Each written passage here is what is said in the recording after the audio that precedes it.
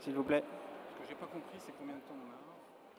Bon, alors, comme vous avez pu le remarquer, on a pris un tout petit peu de retard. On essaiera de tenir les délais pour ne pas prolonger les débats jusqu'à trop tard.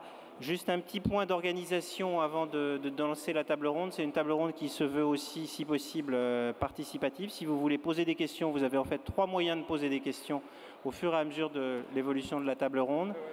Vous pouvez vous exprimer par SMS. Je crois que vous aurez ensuite des explications plus détaillées qui seront fournies sur le côté, mais vous pouvez envoyer des SMS à MEDEF1, suivi d'un espace et de votre message au 31035. Vous pouvez aussi, par le web, je vais vous passer, j'espère qu'on pourra afficher sur sur les écrans de contrôle les différents moyens d'envoyer, sinon ça va être un peu long. Donc via SMS, MEDEF1 au 31035, par tweet, le hashtag c'est @MEDEF1, et par web, et j'ai ici une tablette pour réceptionner vos différentes questions sur cette table ronde qui a pour thématique l'innovation. L'idée, c'est, lors de ces journées d'été du MEDEF, vous l'avez vu lors de la table ronde précédente, on a beaucoup parlé de fiscalité, des problèmes auxquels ont fait face les entreprises. Ce qu'on voudrait ici, c'est essayer de voir finalement quelles sont aussi un peu les opportunités, les perspectives, les débouchés qui peuvent s'avérer intéressants pour les entreprises dans les années qui viennent, en essayant d'être un petit peu positif. C'est de regarder à quel point le monde a pu évoluer dans les 10 ou 20 dernières années, se rendre compte que finalement le monde dans lequel nous vivons aujourd'hui, même si parfois nous avons le sentiment que peu de choses évoluent, a en fait énormément progressé sur un plan technique, sur un plan économique, et que si on est capable de se projeter aussi vers l'avenir, on pourrait sans doute se dire que d'autres progrès, d'autres innovations, d'autres ruptures qu'on n'a peut-être pas encore totalement imaginées sont juste là devant nous. L'idée avec le panel des différents intervenants, vous avez une liste précise, je ne vais pas vous les présenter un par un, mais vous avez une liste précise. Vous voyez, on a essayé d'avoir un équilibre entre des gens qui viennent d'associations, du monde privé, de grandes entreprises, de plus petites entreprises, et c'est de se rendre compte que dans tous les secteurs, les secteurs technologiques, dans la santé ou autres, il y a aujourd'hui, on est face à de vraies ruptures et de vrais potentiels de découverte. Je vais commencer peut-être par donner la parole à Gilles Babinet, qui peut peut-être nous aider à avoir une vision un petit peu transversale. Gilles est à la fois entrepreneur et responsable, on dit French champion du numérique auprès de la Commission européenne. Il doit défendre un petit peu la vision numérique de la France et voir comment on peut se défendre sur ce front-là. Peut-être, Gilles, on pourrait commencer par se dire, est-ce qu'on est véritablement à une période où il y a encore de l'innovation? Certains, aujourd'hui, estiment qu'on a atteint une sorte de palier. Il y a certes le web, mais finalement, il n'y aurait pas, à part Internet, aujourd'hui, de vraies ruptures. Est-ce que vous avez le sentiment qu'on est dans une période où il y a encore des ruptures potentielles qui sont capables de bouleverser profondément le monde dans lequel nous vivons? Alors, moi, mon point de vue, c'est qu'on est dans une période d'accélération extrêmement notable de l'histoire. Je pense que si on se situe dans 1 ou 2 siècles par rapport à aujourd'hui, on dirait que le début du millénaire a été un moment de transition absolument charnière dans l'histoire de l'humanité. Je vais vous donner juste un exemple. Il y a aux États-Unis, au MIT, un cours d'intelligence artificielle dans lequel il y a 200 étudiants d'habitude. Et ces gens-là ont créé un MOOC, un Massive Online Open Course, c'est-à-dire un cours accessible par Internet. Et la première année de la création du MOOC, il y a eu 23 000 personnes qui ont été, à la fin de l'année, considérées comme ayant le même niveau de compétence que les gens qui ont participé au MOOC physique de Stanford. Donc la particularité, qui rejoint d'ailleurs la révolution de Gutenberg qui a initié le siècle des Lumières, c'est la distribution de la connaissance. On a un accroissement exponentiel de distribution de la connaissance et la connaissance n'est plus centralisée uniquement dans quelques universités dans le monde, mais la connaissance est massivement distribuée, massivement accessible et massivement localisable en fonction des besoins particuliers. Donc je pense que cette notion-là, qui est encore, je pense, assez peu documentée, comprise et travaillée, est en soi un phénomène de transition. On voit d'ailleurs de l'innovation apparaître dans des endroits où il n'y en avait pas. Je pense à l'Afrique, où on a tout un tas d'innovations qui sont très caractéristiques. Il y a d'ailleurs à Stanford également une chaire qui travaille sur ce qu'on appelle la scarce innovation, l'innovation économique, et qui dit que les paramètres qui permettent de juger la façon dont on caractérise si un pays est innovant ou pas sont dépassées, à savoir l'efficience des brevets, le nombre de brevets déposés, le pourcentage de PIB consacré à la R&D, etc. Ce sont des paramètres qui sont jugés comme ayant une pertinence plus faible qu'auparavant. Quels sont les points de rupture, les secteurs dans lesquels vous pensez qu'on est face à de vrais changements potentiels dans les années à venir? Alors, moi, personnellement, je pense qu'il y a 5 domaines qui sont extrêmement intéressants. Le premier, si je viens de le dire, c'est la distribution de la connaissance. C'est le point maître. Le domaine, c'est l'éducation, pour les raisons que je viens de comprendre. Mais au-delà pour ça, pour le fait que le processus d'éducation taylorisée qu'on a connu, qui est un processus d'éducation industrielle, qui correspond à l'ère industrielle, c'est-à-dire des gens qui ont des gradients qui sont directement employables dans l'industrie. C'est un processus dépassé et révolutionné aujourd'hui aussi par le numérique. Troisième aspect, c'est, il me semble, les révolutions qu'on voit dans le domaine de la santé. Les pays émergents ne peuvent pas s'offrir des systèmes de santé occidentaux parce qu'ils n'en ont pas les moyens et ils réinventent, ils réingénèrent complètement les systèmes de santé. Il y a une révolution qui est en cours, à la fois par des découvertes qui sont emmenées d'ailleurs généralement par le numérique et en même temps par les besoins de ces pays émergents. La quatrième révolution, c'est la production. La production vit le même phénomène que l'informatique il y a 30 ans. Elle se décentralise. Tout le monde a entendu parler des Fab Labs. Et d'une façon générale, on s'aperçoit qu'on peut localiser de la production de façon extrêmement disséminés dans différents endroits. Et je pense que ce phénomène, on se situe à l'égard de la production à peu près comme au milieu des années 70 à l'égard de l'informatique. On va assister à une révolution en matière de production. Vous savez que la NASA travaille sur des imprimantes à pizza. Il y a tout un tas de phénomènes comme ça. Il y a le premier avion, donc un avion d'affaires qui va être produit, imprimé, comme on dit, à partir de 2017. Donc il y a de très grandes révolutions également dans le domaine de la production. Et puis la cinquième révolution, c'est l'État. Je pense que l'État est de plus en plus dépassé par le fonctionnement des dispositions qu'amène notamment le digital. On voit d'ailleurs les révolutions qui sont emmenées par le fait que les gens ne veulent plus de la représentation, ils veulent de la participation.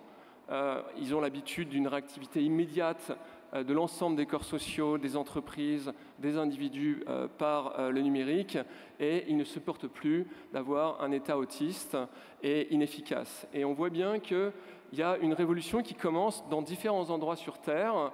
Je pense notamment aux pays de l'Est, mais je pense aussi à beaucoup de pays émergents qui repensent complètement le fonctionnement des États avec, je dirais, une capacité de programmation plus importante et une capacité de délégation aussi beaucoup plus forte à la société civile. Merci Gilles.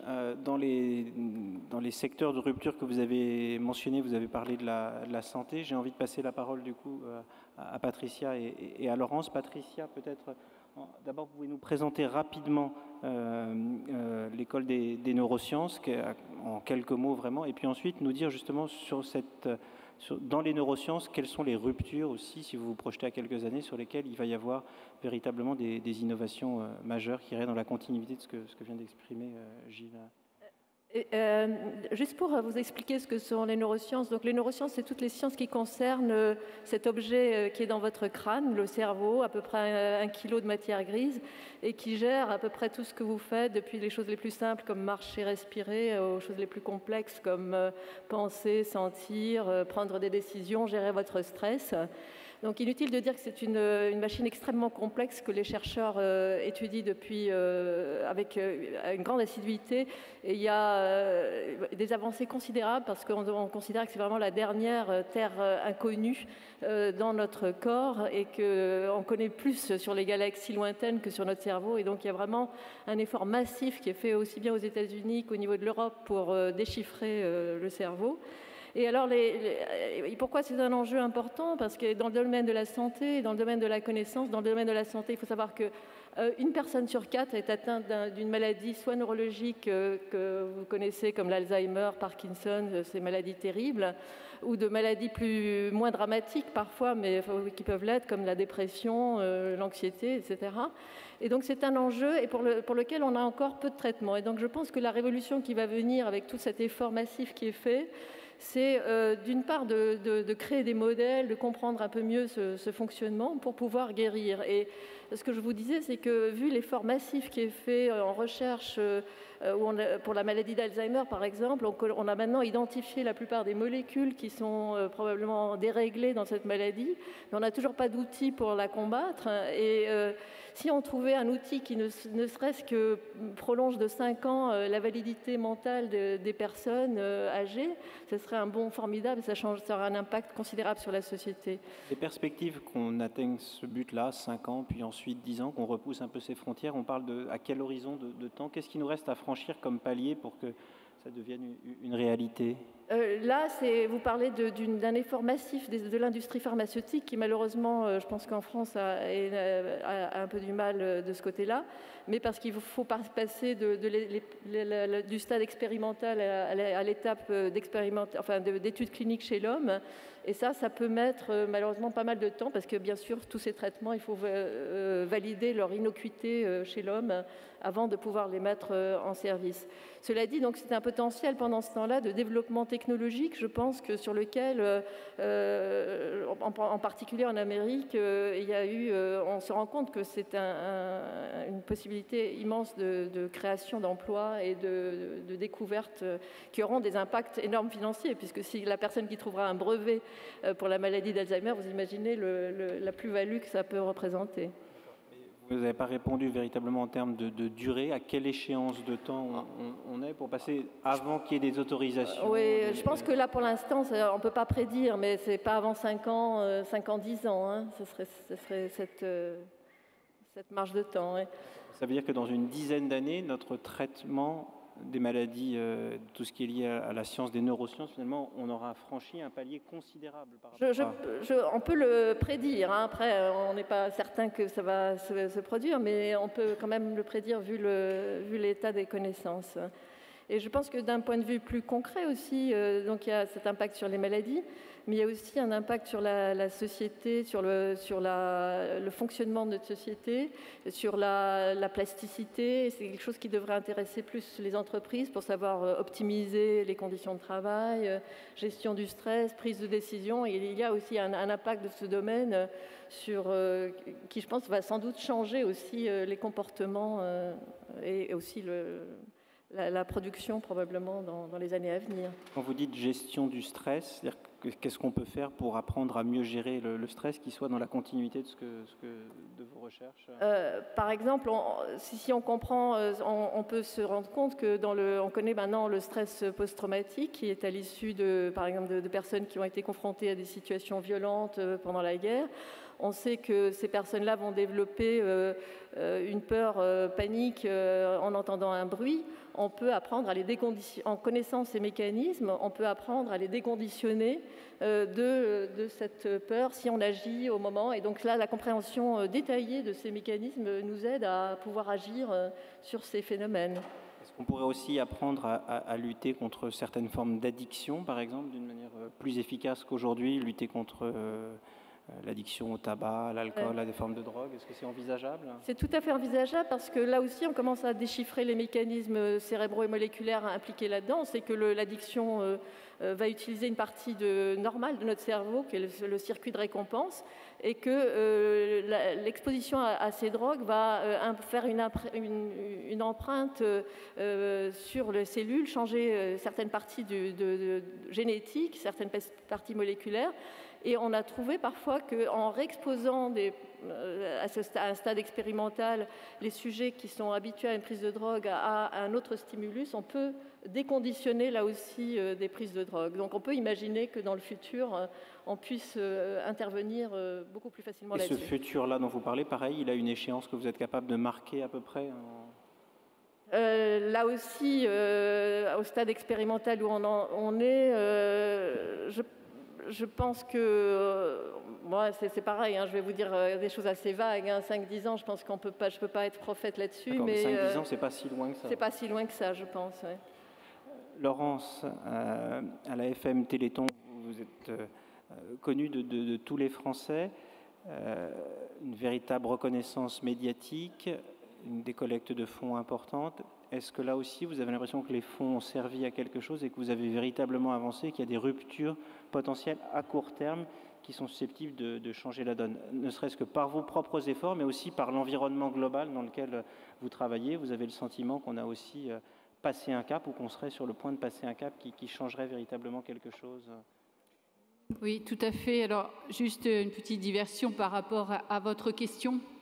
Et si on reprend la thématique de cette université du MEDEF, qui est justement, je dirais, de la crise à l'opportunité, je crois qu'on est peut-être la preuve par l'exemple du fait qu'une poignée de parents d'enfants qui étaient en situation de handicap et de maladie évolutive et qui allaient mourir ont pris leur destin en main et aussi ont, grâce à des partenariats très forts comme France Télévisions, pu faire en sorte de changer, je dirais, un peu le cours des choses, puisque 26 ans plus tard, on est vraiment aujourd'hui à une période où on est passé du désert médical et scientifique à une innovation thérapeutique, bien sûr, pour les maladies rares, mais pas seulement.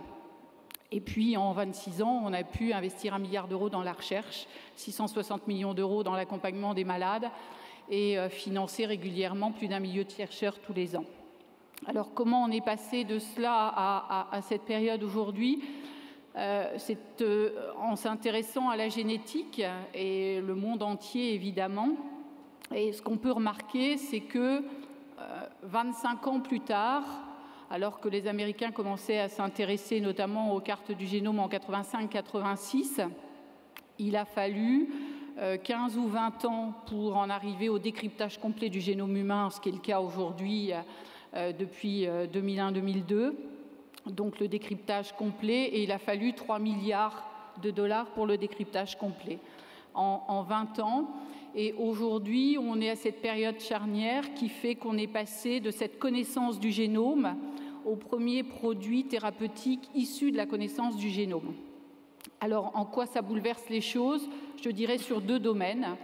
La partie diagnostic des maladies monogéniques, bien sûr, donc pour lesquelles il y a un gène qui est en cause dans la maladie, et puis aussi au-delà même des maladies monogéniques, des maladies qui ont des gènes de susceptibilité, on dira, et puis aussi sur la partie médecine personnalisée. Donc il y a le diagnostic et la médecine personnalisée.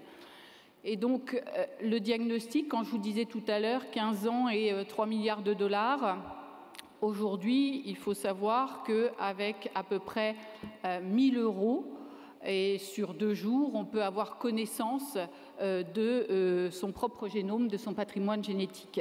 Qu'est-ce que ça change une fois qu'on a connaissance de son propre génome? Qu'est-ce que ça change en termes de... Alors ça change beaucoup de choses, avec toutes les problématiques que ça peut poser, mais aussi toutes les ouvertures, bien sûr. De connaître tout son patrimoine génétique, ça permet de connaître, de savoir évidemment les pathologies, mettre un nom sur les pathologies dont on est atteint ou dont on est susceptible, qu'on est susceptible de développer. Et puis aussi connaître en effet ces gènes de prédisposition. Alors après, il y a tous les problèmes éthiques qu'il peut y avoir derrière cela, mais ça montre cette révolution, vraiment une révolution dans le monde de la génétique. Et puis au-delà de la partie préventive, il y a la partie médecine personnalisée, c'est-à-dire à partir du moment où on a connaissance des gènes qui sont en cause, le travail des équipes de recherche, ça a été de développer des outils qui allaient réparer les gènes qui étaient en cause dans la maladie. Et aujourd'hui, il y a les premières perspectives thérapeutiques et, à n'en pas douter, une vraie explosion à venir dans le domaine de la médecine personnalisée, à partir notamment des biothérapies, donc des thérapies issues des éléments du vivant, des éléments du génome. Et là, on va avoir une évolution lente, c'est une courbe, une progression finalement assez régulière, où vous pensez qu'on passe par des marches d'escalier, c'est-à-dire que là, on est sur un point où on va franchir un palier et il peut y avoir une accélération Je pense qu'il va y avoir, en 20 ans, il y a eu cette accélération sur la génétique, et je pense que là, c'est un vrai changement de braquet pour ces thérapies issues de la connaissance du génome, pour ces biothérapies qui vont transformer les choses, qui vont apporter des solutions thérapeutiques et aux maladies rares, bien sûr, qui sont déjà très nombreuses. Il y a 6 à 8 000 maladies rares, 3 millions de personnes en France concernées, 25 millions au niveau européen, mais aussi au niveau des maladies fréquentes, c'est-à-dire les maladies rares qui sont à 80% d'origine génétique, sont de bons modèles pour les maladies fréquentes et vont sans doute apporter des solutions thérapeutiques aux maladies fréquentes. Et je crois que ça rejoint aujourd'hui un certain nombre de constats, qui est que les blockbusters de l'industrie pharmaceutique, c'est quelque chose qui s'éteint, et on va arriver à un développement de la médecine personnalisée à partir de ces biothérapies, notamment pour des maladies rares, mais aussi des maladies fréquentes qui sont des maladies rares en puissance. Que pour faire le séquençage du génome humain, finalement, les coûts avaient baissé. C'était devenu plus que baissé, oui. Baissé, hein. De 3 milliards, on est à 1000 dollars par personne en 3 jours. Ouais, mais est-ce que du coup, si on va vers une médecine plus personnalisée, on ne va pas quand même, au moment où les comptes publics des organismes de sécurité sociale sont un peu tous fragilisés, est-ce qu'il n'y a pas quand même aussi un risque finalement qu'on découvre des solutions très, très innovantes à un moment où on ne sera plus forcément capable de payer ou de prendre en charge pour tout le monde, pour que tout le monde ait accès à des soins? Est-ce qu'il peut y avoir là un décalage entre quelque chose qui existe mais qu'on ne peut plus payer? Est-ce que c'est un risque potentiel? Il y a sans doute un nouveau modèle économique à inventer pour ce qui est de la médecine personnalisée à partir des biothérapies et des médicaments innovants. C'est clair qu'il y a un nouveau modèle économique. On n'est plus, comme je le disais, sur les blockbusters, donc il faut revoir les choses. Je pense que c'est, si je disais changement de braquet, je crois qu'il y a une dynamique, en tout cas des mesures incitatives à mettre en place pour qu'émerge un maximum de biotech qui aussi puissent faire passer cette vallée de la mort de ces biothérapies innovantes. Et puis il y a bien sûr le prix du médicament. Aujourd'hui, il y a 60 médicaments orphelins qui sont mis sur le marché pour les maladies rares.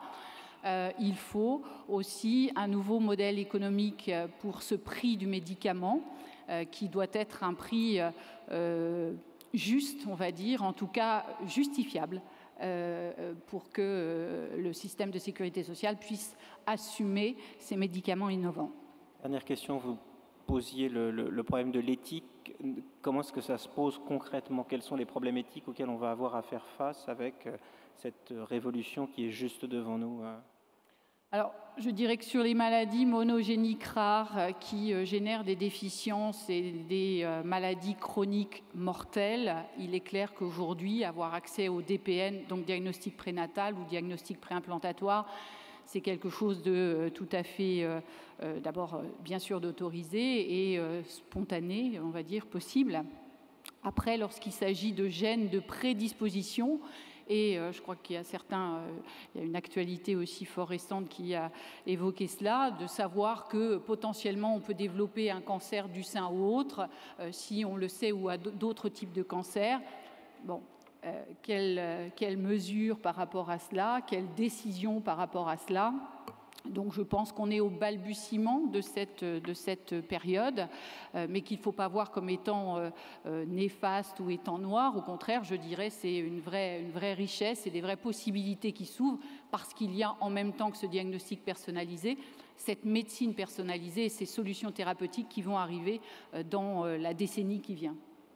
Un problème éthique, par exemple, ça pourrait être qu'un assureur demain refuse d'assurer une personne dont on est capable de... Un assureur pourrait demander la carte génétique d'un client, par exemple, ou oui, dans la mesure où si on est à 1000 euros aujourd'hui en 2 jours pour avoir sa carte génétique, a priori, en parlant avec un directeur scientifique ce matin, il me disait, je pense que dans les 3 ans, ce sera 100 euros pour connaître son patrimoine génétique. Donc ça veut dire que si demain sur une carte de malade ou sur une carte de patient ou sur son dossier, on a en plus le patrimoine génétique, donc en effet, il peut y avoir ce type de questions sur tout ce qui est assurance ou autre qui se pose.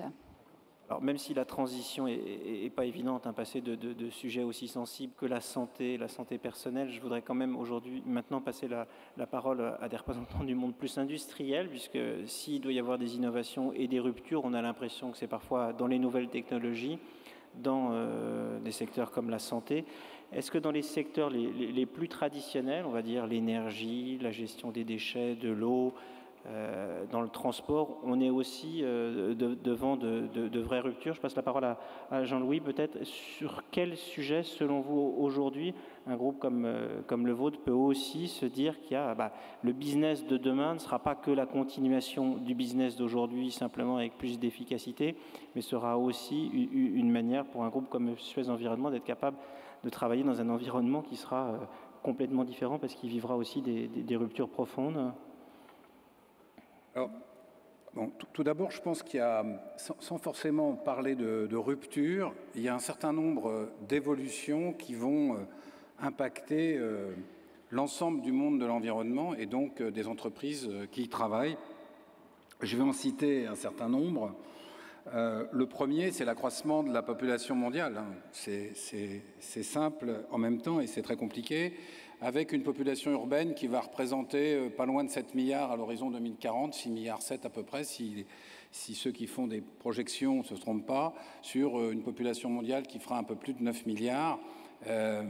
Comment alimenter en énergie, en transport, en eau, comment collecter les déchets de ces mégapoles qui vont se créer, de ces populations urbaines, c'est certainement un sujet absolument majeur des 20 ans qui viennent, avec des questionnements, par exemple, sur c'est quoi la ville de demain, en particulier la ville durable de demain. Qu'est-ce que ça veut dire? Comment ça impacte à la fois notre vie et les entreprises que nous dirigeons? Ensuite, avec une autre question qui est liée à la première, mais qui est très importante, c'est la pression globale sur la ressource. Alors, le plus simple, c'est évidemment la ressource en eau. Elle est renouvelable, mais elle est constante, ce qui fait qu'on sait qu'à l'horizon 2040, 2050, il y a à peu près 40% de la population mondiale qui vivra dans des zones où il y a des risques de stress hydrique. Comment on va répondre à cette problématique et on ne va pas pouvoir simplement répondre en restreignant l'usage de l'eau, mais il va falloir en faire un bon usage, ce qui n'est pas tout à fait la même chose. J'y reviendrai. Dernier point, c'est les matières premières. Le monde de développement, quelqu'un tout à l'heure a parlé de la taylorisation de notre économie au XXe siècle. Le monde du XXe siècle est un monde où on suppose que l'ensemble des ressources, en particulier minérales, mais aussi agricoles, sont infinies, qu'on pourra en produire autant qu'on veut. Et d'ailleurs, quand vous regardez les modèles du XXe siècle, on vous parle du travail, on en a beaucoup parlé tout à l'heure, on vous parle du capital, on ne vous parle absolument pas des matières premières.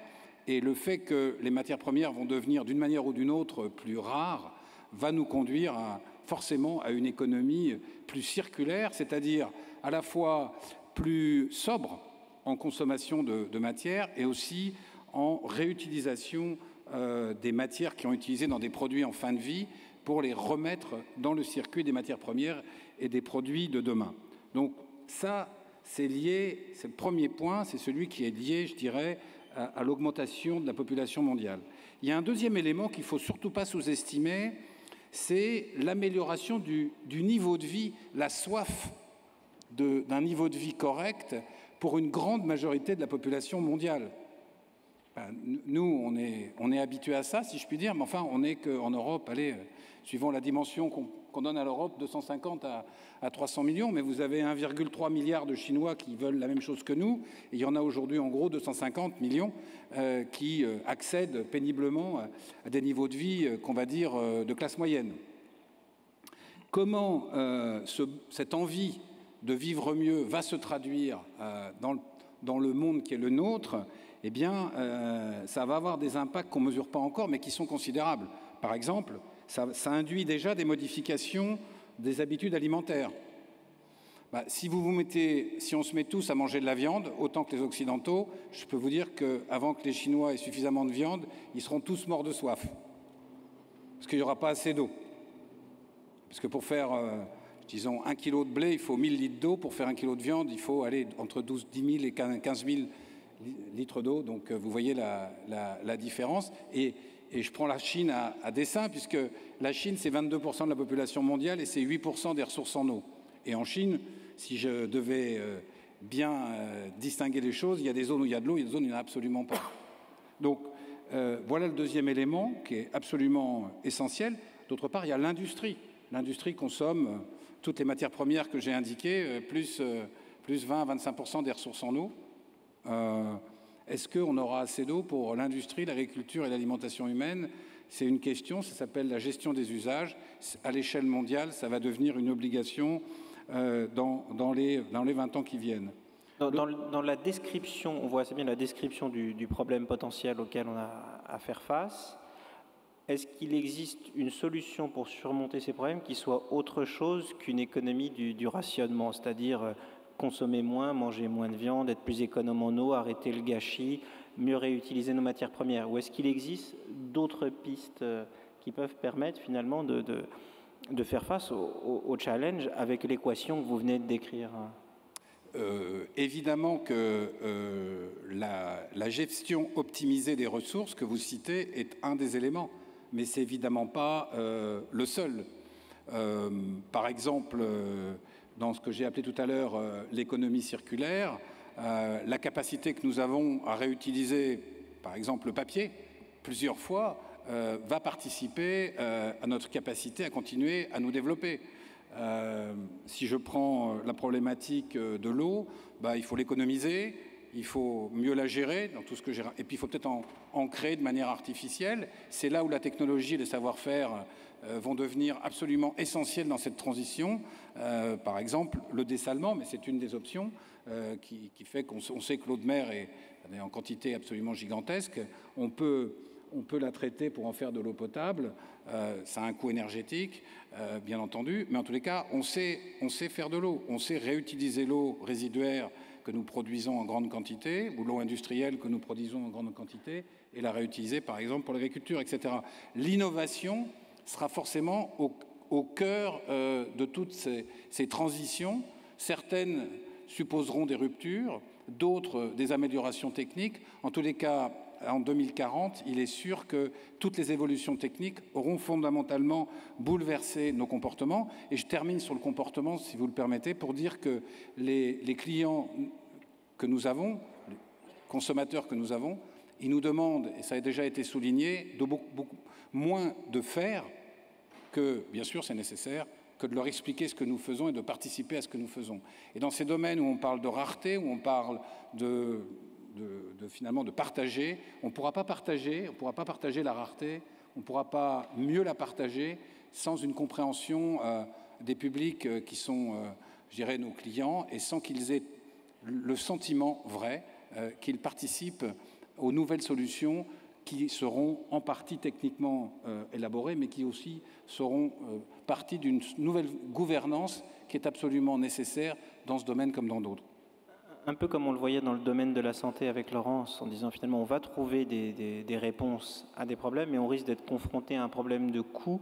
Est-ce que dans vos domaines, celui de la gestion des ressources rares ou de la réutilisation du recyclage des matériaux, des matières premières, est-ce que vous aussi vous risquez d'être face à ce genre de dilemme, c'est-à-dire on sait dessaler, mais économiquement on ne sera pas capable de le faire, ou est-ce que vous êtes optimiste sur la capacité qu'on aura collectivement à surmonter, à résoudre la partie économique de cette équation technologique?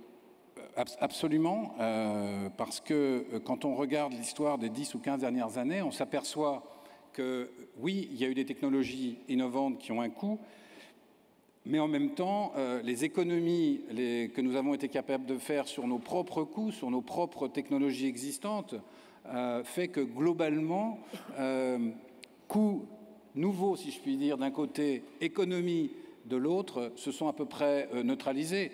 Et quand j'ai un indicateur assez simple qui est le prix de l'eau, dans des pays développés comme la France, il n'a pas augmenté plus vite que l'inflation, c'est-à-dire qu'on a été capable globalement de suffisamment innover, suffisamment changer nos méthodes de travail pour que, in fine, à la fin du process, le prix de l'eau soit resté à peu près constant.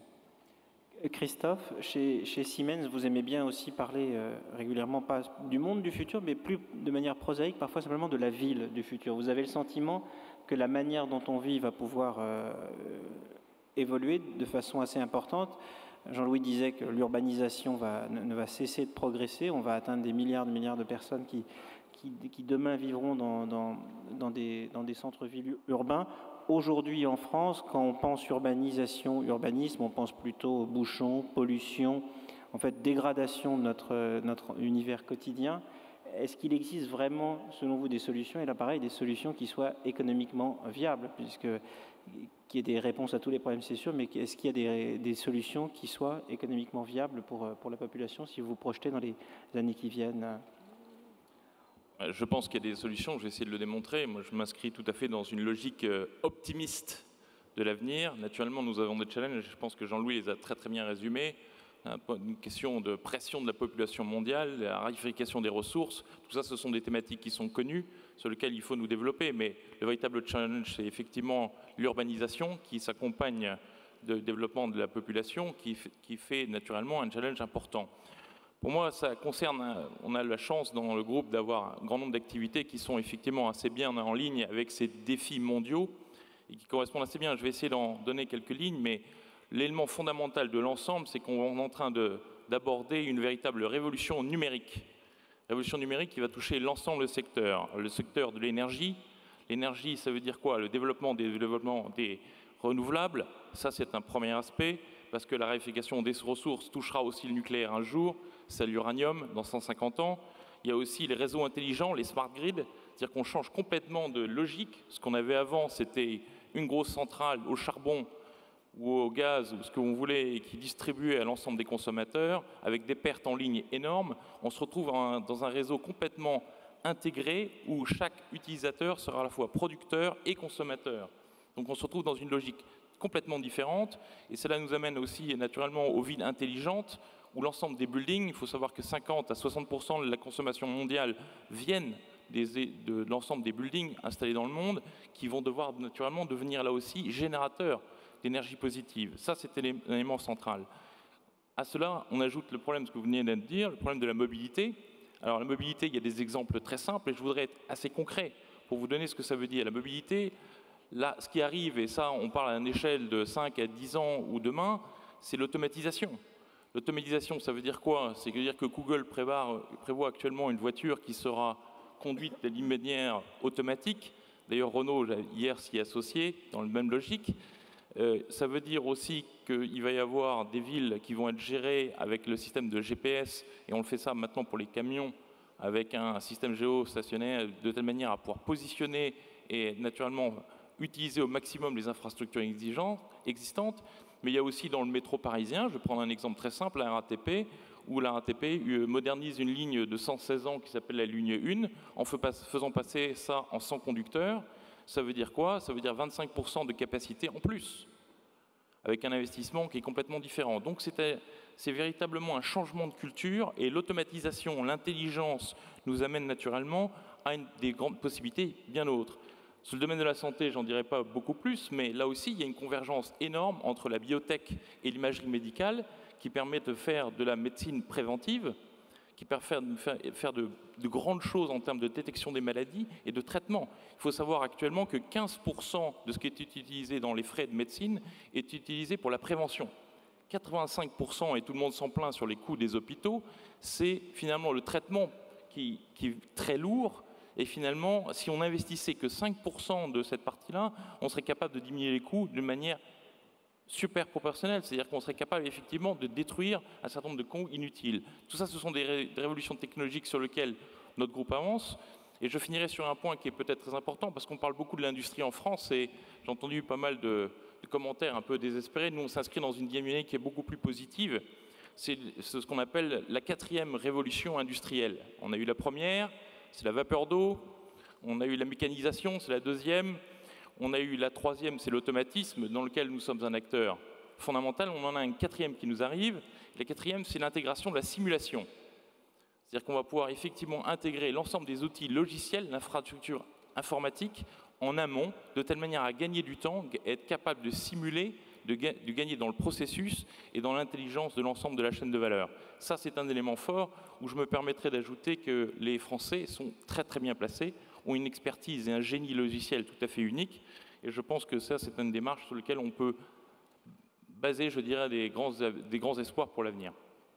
Vous donniez l'exemple de la ligne 1 pour montrer que parfois on peut progresser sans forcément avoir à repartir de zéro. Est-ce que dans ce qui concerne l'énergie, le fait d'avoir des structures de distribution existantes, un parc existant, amorti en partie, mais sur lequel on continue d'investir quand même, est-ce que ça ne nous pénalise pas aussi dans cette transition dont vous parlez? C'est-à-dire que Smart Grids, c'est génial. Le seul problème, c'est qu'on a des grids aujourd'hui, et construire un Smart Grid en partant de zéro, ça serait un investissement absolument colossal. Est-ce qu'on est capable d'accompagner cette révolution qui, dans les laboratoires, est possible, mais qui, en même temps, dans la pratique, on a l'impression, regardons ne serait-ce que l'idée de mettre en place en France des compteurs intelligents d'électricité, ça doit sans doute faire des années qu'on sait faire des compteurs intelligents, et en même temps, on a l'impression que pour des raisons de coût, de logistique et de pratique, on a du mal à passer du concept à la réalité.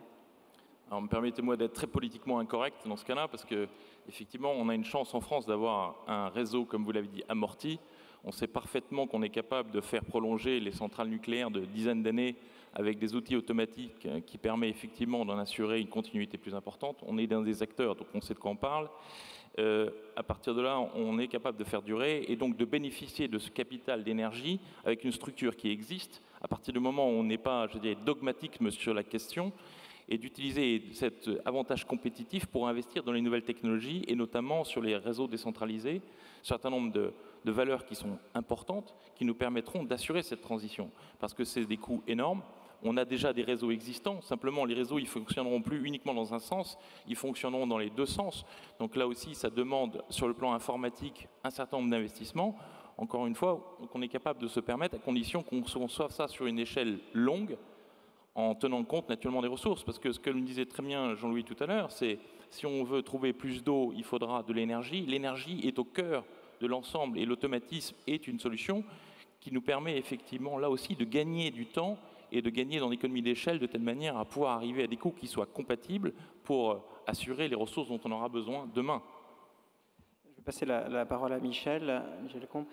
Quand on regarde les télécoms et le monde de l'Internet, on a l'impression que c'est aujourd'hui un secteur dans lequel on innove énormément. La première question, c'est est-ce que vous pensez qu'il y a encore des ruptures possibles, tangibles dans ce monde-là, à part simplement une augmentation du débit, et est-ce qu'il y a d'autres ruptures possibles? Et deuxièmement, est-ce que le rôle des télécoms, finalement, peut-être aujourd'hui, c'est peut-être moins d'innover, mais simplement de faciliter toutes les transformations qu'on vient d'évoquer?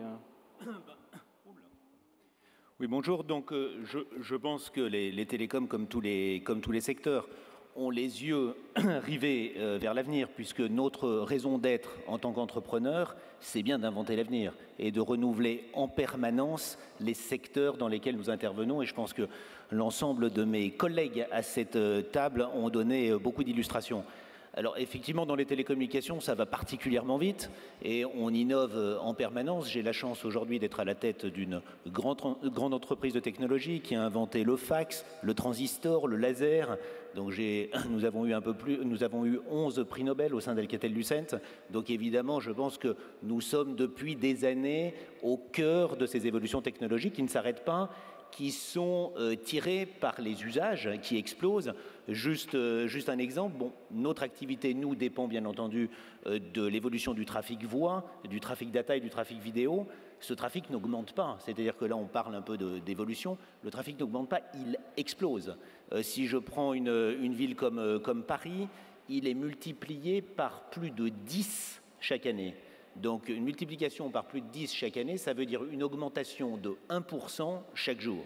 C'est évidemment pas ni vous ni moi, au travers de nos conversations téléphoniques ou des mails additionnels que nous faisons, que ce trafic explose, mais c'est au travers des nouveaux usages, notamment tirés par la vidéo.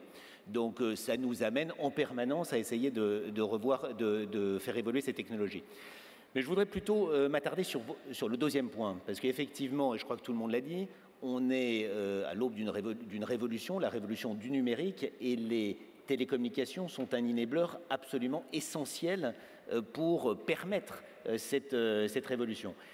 Et je pense que là, il y a un certain nombre de réalités, malheureusement, à rappeler, auxquelles il faut faire face et qui nécessitent des mesures d'urgence. Pour pouvoir inventer demain, la première priorité ou le premier ingrédient, c'est de trouver le bon équilibre entre consommer et investir. Et de ce point de vue, je pense que le secteur des télécommunications est malheureusement en France et en Europe l'exemple à ne pas suivre. Alors vous allez me dire, c'est un peu étonnant parce que les télécoms ont été au cœur des révolutions de ces 10 ou 20 dernières années, mais depuis plus de 10 ans, en France ou en Europe, nous avons tout sacrifié à une concurrence effrénée qui s'est construite, je dirais, il y a une quinzaine d'années, à un moment où effectivement les télécommunications faisaient l'objet d'un monopole. Et donc la problématique à ce moment-là était de permettre l'émergence d'une concurrence et donc d'une innovation dans les télécommunications en donnant accès au seul réseau existant qui était le réseau de cuivre. Aujourd'hui, ceci est bien dépassé et donc il s'agit de susciter une concurrence en termes d'infrastructures pour faciliter l'essor des réseaux mobiles de 4e génération ou des réseaux en fibre optique. Force est de constater que malheureusement, l'Europe, la France en particulier et l'Europe n'en ont pas pris le chemin et qu'aujourd'hui, le résultat est connu, la France et l'Europe sont très en retard par rapport à l'ensemble des autres pays dans le monde en termes de déploiement de ces nouvelles infrastructures qui sont la condition sine qua non pour que les autres secteurs dont on vient de nous parler puissent innover et puissent inventer demain. Donc ça, c'est un premier élément qui, à mes yeux, nécessite d'être traité très rapidement et nécessite de revoir la régulation du secteur des télécommunications et ce, de manière absolument urgente et indispensable. Deuxième point qui me paraît important pour inventer demain, c'est donc non seulement faire de l'investissement une priorité, mais aussi faire en sorte que les investissements consentis soient orientés vers les technologies d'avenir. Et alors là, j'ai été surpris de constater, en rejoignant une entreprise comme Alcatel-Lucent, que quasiment la moitié de nos investissements en R&D étaient encore centrés sur des technologies qui auraient disparu dans 3 à 5 ans. Alors évidemment, vous allez me dire, balaye devant ta porte, et puis nous, bien sûr, nous sommes déjà focalisés sur les technologies du futur. Néanmoins, je pense que c'est une responsabilité à la fois des entreprises, mais aussi des pouvoirs publics, d'éclairer les technologies qui sont celles de demain, qui sont celles qui tireront l'innovation, pour que progressivement les investissements soient drainés par ces différents secteurs d'activité. Donc ça, je dirais que c'est le premier point sur lequel je voulais attirer votre attention. Le deuxième, c'est si on veut inventer l'avenir, et je pense que là, plusieurs aussi de mes collègues en ont parlé, nous devons penser et agir au niveau européen. Donc là, on est tranquillement dans cette salle, mais on ne peut plus inventer l'avenir au niveau français, et donc on doit l'inventer à minima au niveau européen, voire au niveau mondial. Et là-dessus, je pense que malheureusement, comme je disais sur la France, l'Europe est en train de prendre du retard à nouveau dans le secteur qui est le mien, qui est le secteur des télécommunications. J'ai déjà parlé des réseaux et je voudrais, je dirais, souligner le fait qu'il est absolument urgent ou indispensable que l'Europe ne soit pas le continent oublié des technologies de l'information. C'est-à-dire un continent où un nouveau partage international où les opérateurs de télécommunications profitables seraient aux États-Unis, où les nouveaux acteurs de l'Internet seraient également américains, ils viendraient aspirer l'essentiel de la valeur ajoutée en Europe, où les centres de développement seraient en Inde et où les industries se trouveraient en Chine. C'est-à-dire que là, on rentrerait dans un écosystème qui ne permettrait plus à nos entreprises en France et en Europe d'innover, puisque le numérique est le sang, le système sanguin de l'innovation pour les années à venir. Donc là-dessus, je pense que c'est une mission essentielle et c'est la raison pour laquelle l'Europe est en train, notamment grâce aux contributions de mon voisin de droite, Gilles Babinet, est en train de réfléchir à la façon dont on peut faire évoluer l'écosystème européen pour irriguer l'innovation au niveau des télécommunications. Voilà quelques éléments que je voulais porter, je dirais, autour de cette table, mais donc en rappelant que, bien entendu, les télécommunications sont un secteur en plein bouleversement, un secteur qui évolue excessivement rapidement. Nous avons et nous sommes présents dans les technologies de pointe, mais nous pourrons le rester à une double condition, que la France et l'Europe renouent avec l'investissement, et ça c'est une nécessité absolue, et que les investissements en technologie évoluent pour se positionner sur les technologies d'avenir. Sur ce point-là, Gilles, est-ce que vous avez le sentiment que que l'Europe aujourd'hui est plutôt un frein ou plutôt un moteur pour tous les enjeux dont on vient de parler, finalement, qui sont des enjeux cruciaux? Alors, je crois que ce point est passionnant parce qu'il met en exergue finalement un aspect qui est déterminant dans la projection dans le futur, qui est l'importance de la régulation des États. Donc nous, ici, nous sommes surtout des entrepreneurs et nous avons un credo qui est souvent de dire « laissez-nous tranquilles et laissez-nous faire ». Mais lorsque l'on regarde où est-ce qu'émergent les écosystèmes innovants, on s'aperçoit que le rôle de l'État et notamment de la normalisation est totalement déterminant dans la réussite de ces écosystèmes. Je vais lâcher un pavé dans la mare, mais je ne connais pas un écosystème innovant dans le monde qui n'a pas été fortement initié par une politique d'État très très forte. Et à l'égard des télécoms, c'est tout à fait notable. Je rappelle une chose qu'il faut avoir quand même à l'esprit, c'est qu'il y a aujourd'hui 5,7 milliards, je crois, d'utilisateurs du téléphone mobile. Il y en a 5,2 milliards qui utilisent une technologie qu'on appelle le GSM et qui est née de la volonté de l'Europe, et en particulier de 4 États qui étaient la France, l'Angleterre, l'Italie et l'Allemagne, d'éviter d'avoir des standards locaux qui ne seraient pas exportables, mais de mettre en place un standard commun.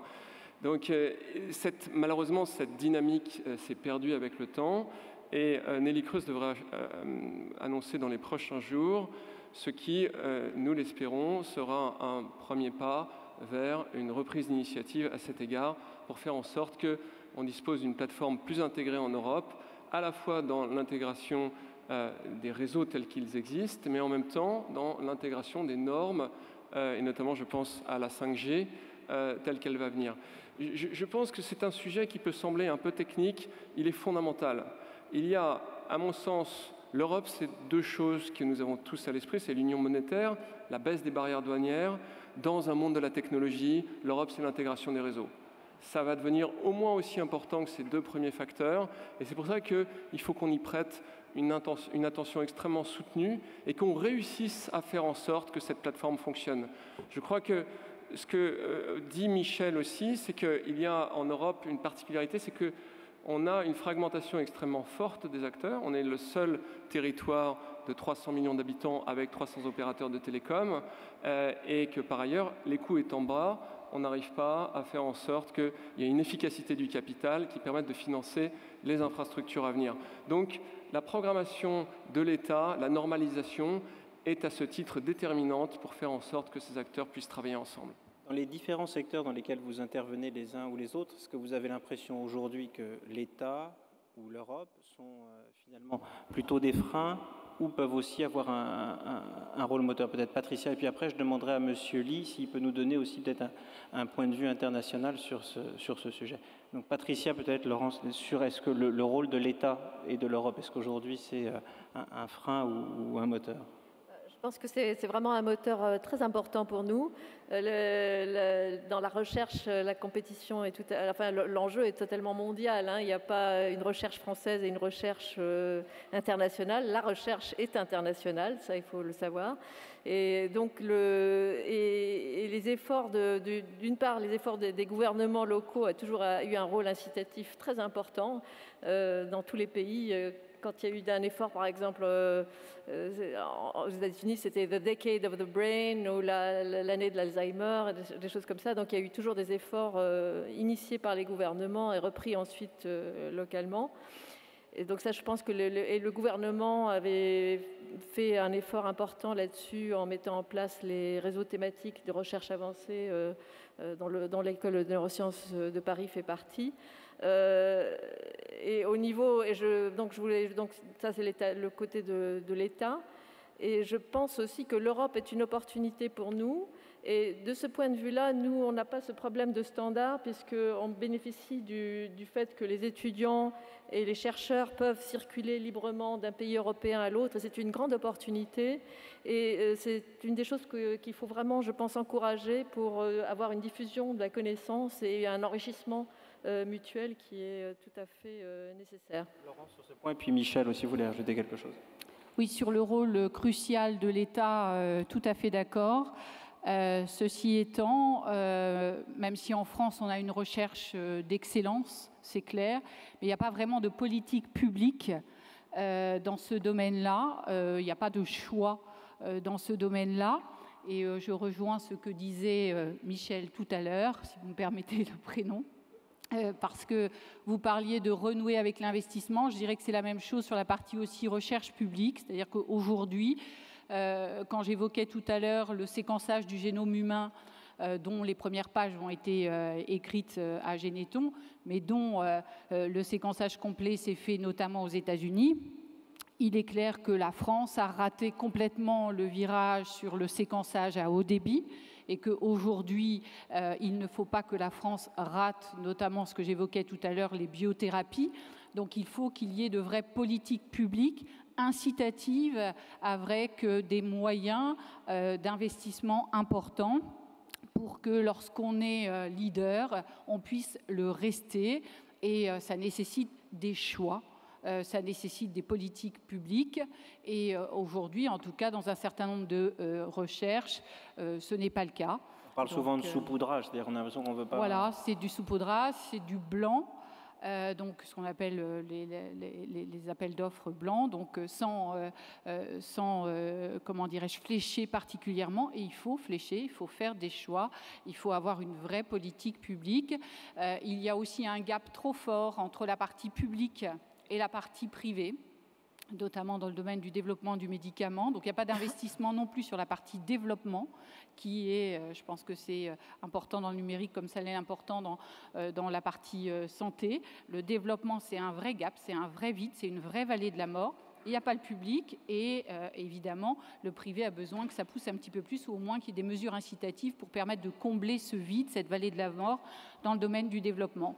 Donc, et puis, il y a une frilosité, je pense, sur un certain nombre de sujets. Il faut aller plus de l'avant et sur l'innovation. Michel, sur ce point ? Oui, peut-être juste un mot. Je suis content là qu'on ait ce débat et je pense que ce débat est rendu d'autant plus crédible quand un serial entrepreneur comme mon voisin de droite s'exprime dessus et explique les investissements qui sont nécessaires pour favoriser l'innovation. Ce sur quoi vraiment je souhaite alerter, c'est que les réseaux, l'infrastructure et les data, Thierry Breton parlait hier du Schengen des data, sont l'oxygène de l'innovation. Et donc si on ne prend pas les mesures nécessaires en France et en Europe pour favoriser l'investissement dans ces domaines, nous allons passer à côté de toutes les innovations dont on vient de parler autour de cette table. Donc ça me paraît absolument essentiel. Alors évidemment, les entreprises ont un rôle, mais les États et l'Europe ont un rôle absolument majeur. Le poids de la régulation est absolument majeur. Donc ne soyons pas, pour reprendre une expression d'Hubert Védrine il y a quelques années, ne soyons pas le naïf du village global. Tous les pays, que ce soit les États-Unis, que ce soit l'Asie, que ce soit la Chine, prennent des mesures à la hauteur des enjeux pour que les investissements se fassent dans ces secteurs qui sont les enablers du progrès de demain. Donc voilà ce sur quoi j'essaye d'alerter et avec un certain nombre de mes collègues, compères, chefs d'entreprise, entrepreneurs, nous haussons la voix. Christophe, sur ce point ? Je suis tout à fait d'accord dans le sens qu'il faut bien comprendre que pour un industriel comme l'ensemble, l'investissement, ça se fructifie par rapport à un certain volume et que l'échelle d'un État européen est trop petite, que ce soit l'Allemagne, la France ou autre, est bien trop petit. Et actuellement, on voit l'absence complète d'Europe dans le domaine réglementaire et même un frein parce qu'on empêche les fusions et les acquisitions entre Européens.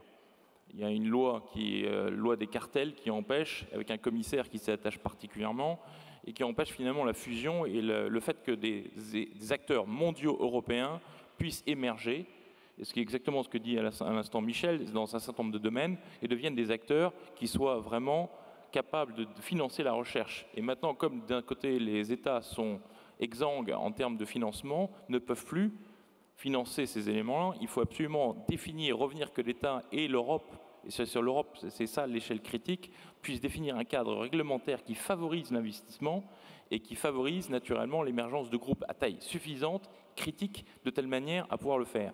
Le risque que l'on a actuellement, c'est l'absence d'Europe crée finalement des égoïsmes de chacun des États qui essayent d'optimiser à leur petit niveau et qui finalement ce seront des proies pour les grands acteurs de demain, que ce soit américains, chinois ou indiens. Et c'est là le véritable danger. Donc l'absence européenne et l'intégration du marché européen est le danger principal qui nous guette pour réussir dans le nouveau saut technologique qui nécessite naturellement des investissements énormes, comme on l'a dit sur l'énergie ou sur d'autres aspects.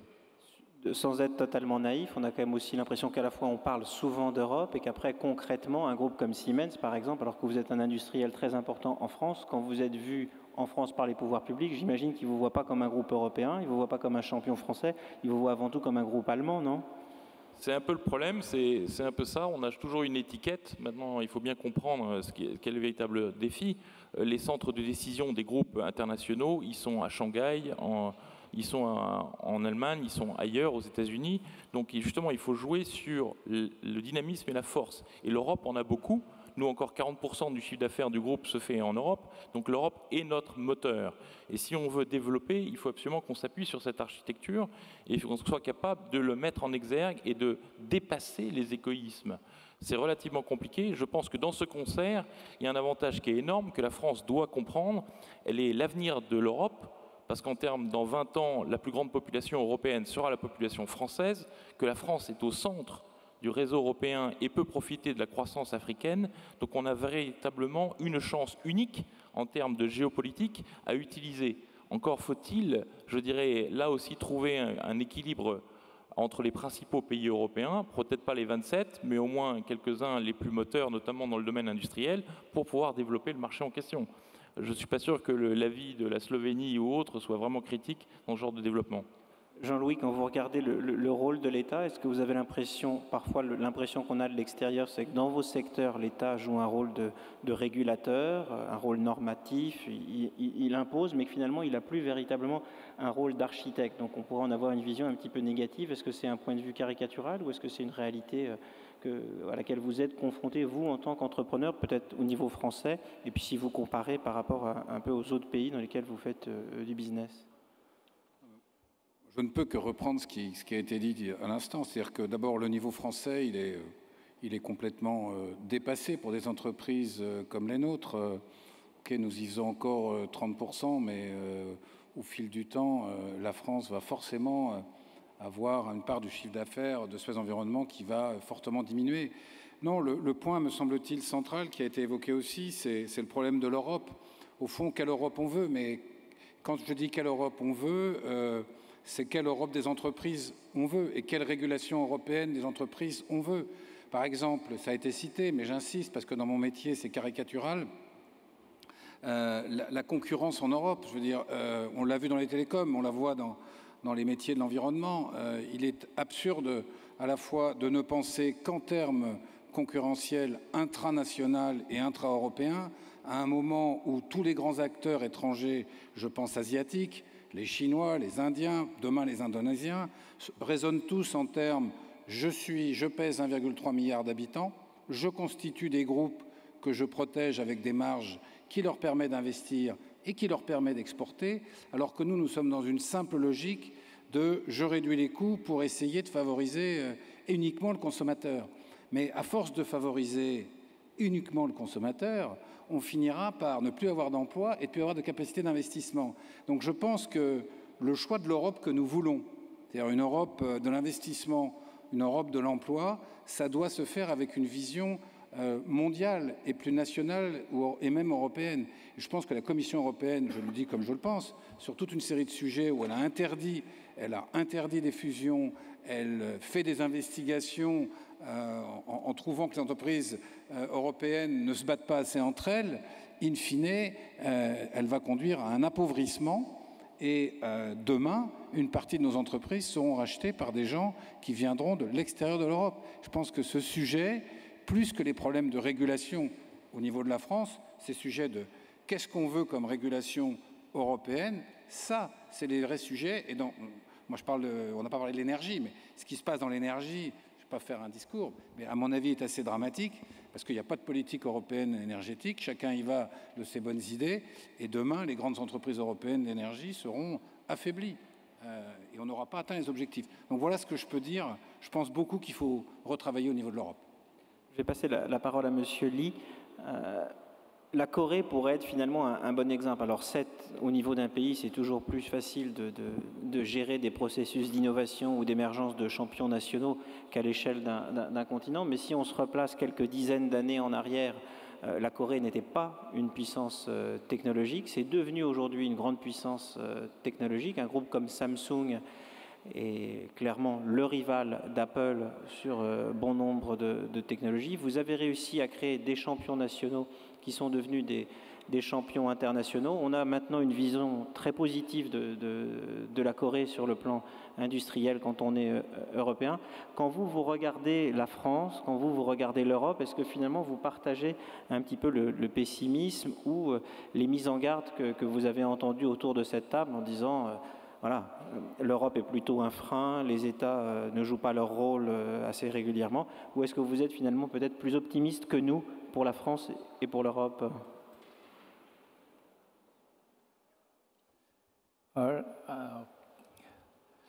I would like to speak in French, but I've been studying French 3 hours a week from a private teacher, still at the point to speak to you in French.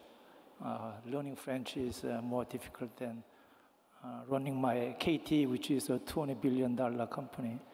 So désolé, je ne peux pas parler en français. Vous pouvez aller en anglais.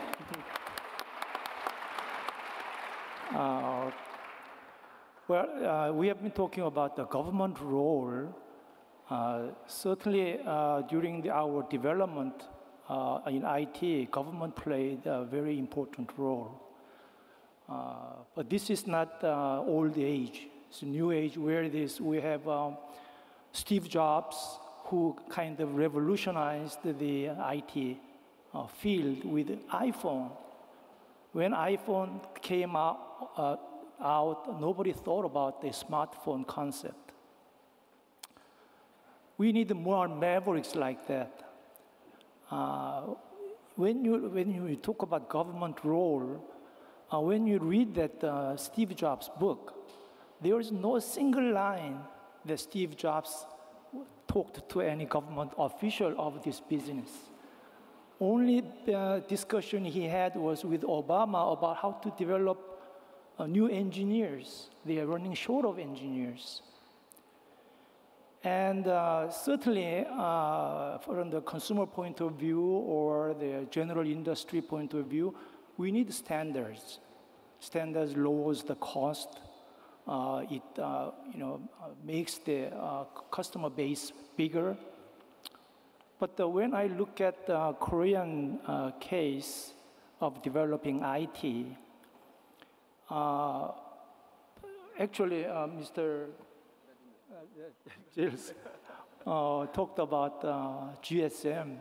We are very eager to join the GSM camp in the early 1990s. But they were asking for so much of a royalty payment. And that's when this CDMA came up from a lab in San Diego, which was not really tried commercially. It was not that it didn't produce any commercially viable product, just the concept. And Korea, going no place else to go, they embraced it. And at that time, Mr. Jacobs, came in a briefcase to sell their technology. Of course, not that Korea signed, but they had a research contract with one of the leading national laboratory with Qualcomm. And that rest is history. And what I'm saying is that because of that, that Korea could not join the GSM camp, we were able to make some kind of a quantum jump in that area. So standards can be a benefit and also it can be a poison, depending on how you look at it. How the Korean IT developed, it is, I think, the main gist of that key success factor is the competition among the players. They want to be #1 player all the time. And you have heard of Korean chaebols. They have many subsidiaries. They appoint their presidents to these companies. And when the chaebol owner asks, what is your business plan? Then if is a president of a subsidiary says that, listen, Chairman, my goal is to become #2 player, but make a lot of money. Then they say, okay, why don't you go home and take care of your grandson? That's the kind of mentality they have. And also because, this chaebol system, there's a kind of more oriented toward a one-man ownership than this board of director kind of debating. They were able to make faster decisions, very suitable for this kind of fast-changing economic environment. When you look at the development of France and development of Europe, we tend to be quite pessimistic today when we look at our own country? No, I don't think you have to be pessimistic about it. I think we are, throughout the whole, globally, people are becoming more opulent, more time to spend. They look around at where to spend money. I mean, of course, there are some disparities in pockets, but it's like culture is becoming more important, tourism becoming more important, entertainment is becoming more important, and Europe has all this, next forward-looking kind of endowment, and also the other day, OECD conference that they were discussing, how come in Asia and other continent they have new enterprises, and why Europe has 100-year enterprises. And when you look at the 100-year enterprises, they are mostly family-owned, and they should be more agile than publicly held companies. So I think the European business leaders, I think they should be more optimistic about the future of Europe. Also, we have talked about many technologies, but these things will need the attention of the government and the regulators, like smart cities or like clinical new developments. If the government does not provide the right environment for social testing, clinical testing, and that has to be ushered in through proper and timely legislations. And we talk about the gene splicing or stem cell things, longer life. I think the itself is not really the goal, should not be goal of our research, because we are already getting too old right now. The whole society is getting old. Maybe what we should do is, instead of living longer, we should live healthy and long and then die like turning off a switch. Otherwise, who can foot the bill for the old age?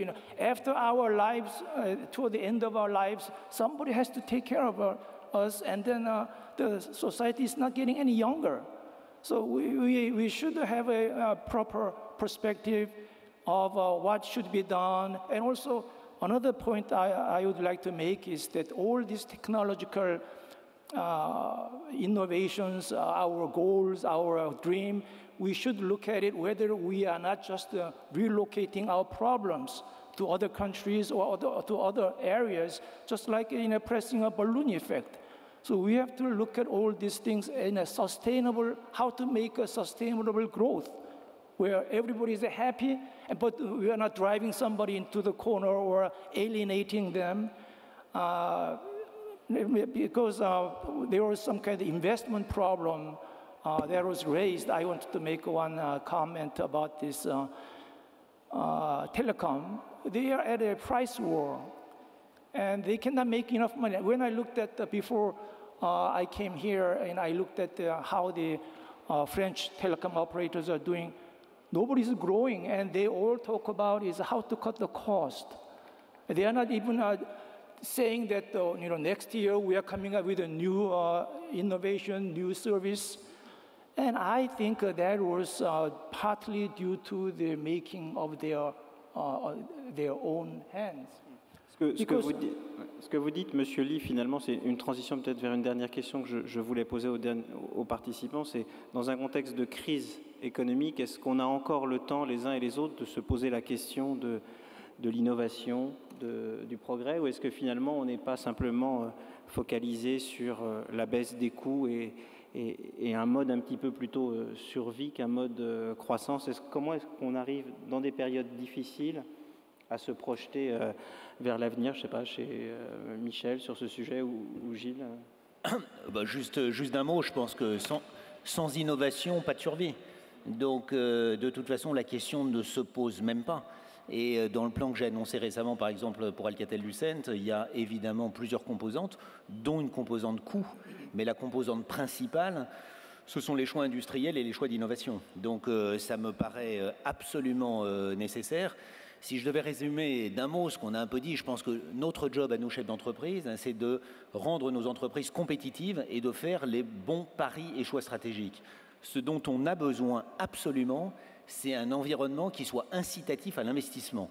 Ce qui tue aujourd'hui notre économie, c'est le manque d'investissement. Donc là, j'ai évidemment fait mon plaidoyer tout au long de cet après-midi, mais je pense que c'est une nécessité absolue. Le troisième élément, dans ces phases d'évolution excessivement rapides, la flexibilité est nécessaire. Et je parlais tout à l'heure de la nécessité de réorienter nos dépenses de R&D vers des technologies émergentes. Ça nécessite d'être beaucoup plus flexible à l'intérieur de nos entreprises parce que ce sont de nouvelles compétences qu'il faut faire rentrer. Donc ce sont des jeunes qu'il faut réussir à attirer dans les entreprises pour pouvoir les positionner sur ce qui fera gagner nos entreprises, nos pays et l'Europe demain. Voilà le leitmotiv qui est le mien. Le cliché qu'on a, c'est que quand on regarde la France, un cliché parfois journalistique, c'est de se dire finalement c'est plus dur d'investir en France, il y a moins d'incitation pour investir en France qu'ailleurs, il vaut mieux embaucher un ingénieur aux États-Unis ou en Asie aujourd'hui si on est dans les télécoms. Est-ce que c'est quand vous êtes en train de faire vos allocations de ressources, est-ce que c'est pas un problème auquel vous êtes finalement obligé par égoïsme en tant que gestionnaire d'une entreprise de faire des choix qui mettent un peu la France moins au cœur de vos priorités qu'avant? Non, parce que je pense qu'on a la chance d'avoir un système universitaire excessivement performant, donc on a des jeunes de très très grande qualité. On a en plus un certain nombre de mesures qui ont été prises comme le crédit impôt, donc qui facilitent et qui réduisent le coût de développement en France. Donc aujourd'hui, lorsque je suis amené à prendre des décisions en termes de localisation de mes capacités de R&D, la France arrive en tête des pays dans lesquels je souhaite et je continue à investir. Néanmoins, j'ai aussi un certain nombre de demandes en matière de flexibilité notamment.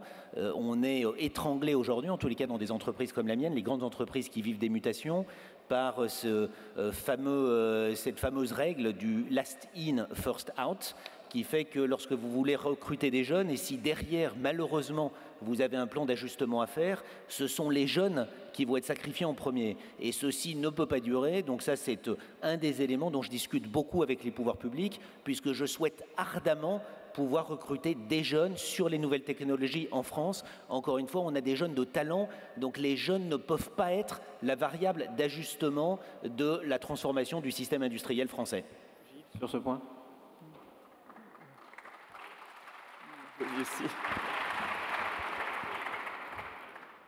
La chose qui me semble importante à rappeler, c'est que nul n'est condamné à la chute. Je crois que dans l'histoire de ce pays, il y a eu des moments absolument extraordinaires où on pensait qu'on était dans une situation dramatique et ce pays s'est redressé de façon incroyable. Je vais vous donner un exemple, c'est en 1870, quand les Prusses sont venus à Paris, la pénalité de guerre, c'était 5 milliards de francs or. 5 milliards de francs or de l'époque, c'était plus d'une année de PIB. Imaginez qu'on paye une année de PIB aujourd'hui pour pouvoir régler un problème particulier, on penserait évidemment qu'on ne s'en relèverait pas. Et les Français, à l'époque, on pensait qu'ils ne s'en relèveraient pas. Il n'en reste pas moins que les 30 années qui ont suivi, ou je dirais même les 40 années qui ont suivi, ont été les périodes les plus fertiles en matière d'innovation dans ce pays. La plupart des innovations que nous connaissons aujourd'hui, qui sont centrales et qui sont même répandues bien au-delà de la France, sont nées dans cette période-là. En 1910, ce pays déposait 45% des brevets de l'humanité. Alors évidemment, c'était un monde qui était moins pluridisciplinaire qu'aujourd'hui, mais ça donne une idée du potentiel que nous avons à cet égard. Je crois qu'à ce titre, au-delà de la nécessité évidemment d'investir et que je partage abondamment, il est important de savoir la société, le modèle de société que nous voulons avoir et que les institutions ont également un rôle fondamental à jouer à ce titre. Je m'étonne et je me désole de voir que sur bien des sujets, ce pays a pris des biais qui sont extrêmement préjudiciables. Nous sommes le seul pays qui a interdit la recherche sur les OGM. Nous sommes un pays où, on vient de vous le dire, le séquençage est interdit. Nous sommes un pays qui a interdit la recherche sur le gaz de schiste. Je ne veux pas dire que ces technologies sont innocentes et qu'elles ne comportent pas de risques. Je veux dire que nul ne devrait être interdit de chercher et que nos institutions devraient nous rappeler que c'est dans le progrès et le développement que se retrouve le futur de ce pays. En 1900, l'exposition universelle, la grande exposition universelle qui a vu 50 millions d'étrangers venir à Paris, sur le mur du fond de la salle des machines, il était inscrit « Le progrès et la lumière des nations ». Eh bien, c'est ça qu'il faut qu'on réussisse à retrouver. Et je crois que là aussi, nos institutions, la forme qu'elles prennent, ont un rôle déterminant à jouer. Christophe? Je partage tout à fait cette analyse. Je pense que le monde se divise maintenant, pas entre droite-gauche, mais entre conservateurs et progressistes. Et moi, je m'inscris clairement dans ce domaine. Depuis 2008, les entreprises européennes, notamment du sud de l'Europe, sont dans un exercice de cost-cutting. Il faut qu'on arrive à en sortir.